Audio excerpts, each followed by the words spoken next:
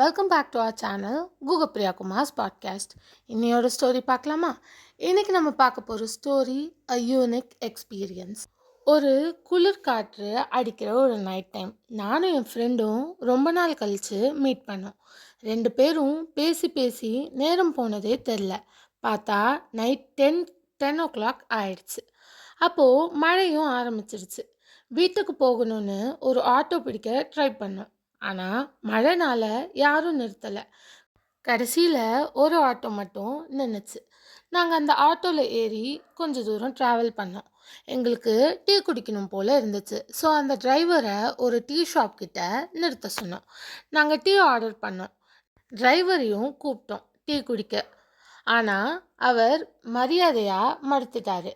நானும் என் ஃப்ரெண்டும் பல தடவை கூப்பிட்டோம். ஆனால் அவர் சிரிச்சுட்டே வேணாம் சார் அப்படின்னு சொல்லிட்டாரு.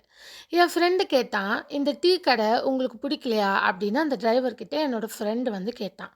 டிரைவர் சொன்னார், அப்படிலாம் இல்லை சார் அப்படின்னு சொன்னார். நான் கேட்டேன், அப்போ ஏன் டீ குடிக்க மாட்டீங்க? ஒரு டீ குடித்தா என்ன ஆகும் அப்படின்னு கேட்டேன். அவர் மறுபடியும் சிரிச்சுட்டு, மன்னிச்சிடுங்க சார், எனக்கு டீ குடிக்க விருப்பம் இல்லை அப்படின்னு சொல்லிட்டாரு.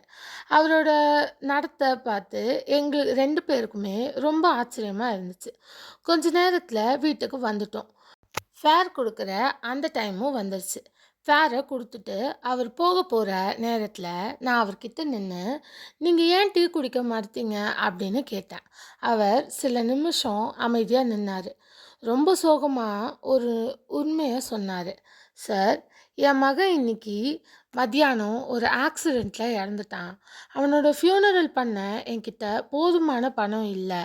அதனால் ஃபியூனரலுக்கு தேவையான பணம் சம்பாதிக்க வரைக்கும் நான் தண்ணி கூட குடிக்க மாட்டேன் அப்படின்னு ஒரு உத்தியோகத்தில் இருக்கேன். அதனால தான் நீங்கள் டீ வாங்கி கொடுக்கும்போது நான் குடிக்கலை அப்படின்னு ரொம்ப இதுவாக கேட்டார். ரொம்ப சேடாக சொன்னார். தயவு செஞ்சு என்னை தப்பாக மட்டும் புரிஞ்சுக்காதீங்க அப்படின்னும் சொன்னார். இந்த வார்த்தைகள் கேட்ட உடனே எனக்கும் என் ஃப்ரெண்டுக்கும் ரொம்ப கஷ்டமாயிடுச்சு. நாங்கள் உடனே அவருக்கு அதிக பணம் கொடுத்து ஹெல்ப் பண்ண ட்ரை பண்ணோம். ஆனால் அவர் அந்த பணத்தெல்லாம் மறுத்துட்டார். அவர் சொன்னார், ரொம்ப நன்றி சார், இன்னும் ஒரு கஸ்டமர் கிடைச்சா எனக்கு தேவையான பணம் சம்பாதிக்க முடியும். நான் என் உழைப்பாலையும் சம்பாதிக்க விரும்புகிறேன் அப்படின்னு சொன்னார். அதை சொல்லிட்டு அவர் அங்கேருந்து போயிட்டார். நாங்கள் ரெண்டு பேருமே அவரோட மனநிலைமையும் சுயமரியாதையும் மற்றும் அவரோட அந்த நேர்மையும் பார்த்து ரொம்ப வியந்து போனோம்.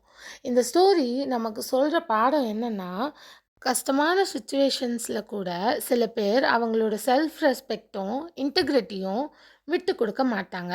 உண்மையான பலம் உடல் பலம் இல்லை, மனபலம் தான். எனக்கு இந்த ஸ்டோரி ரொம்ப ரொம்ப ரொம்ப ரொம்ப ஹார்ட் டச்சிங்காக இருந்தது.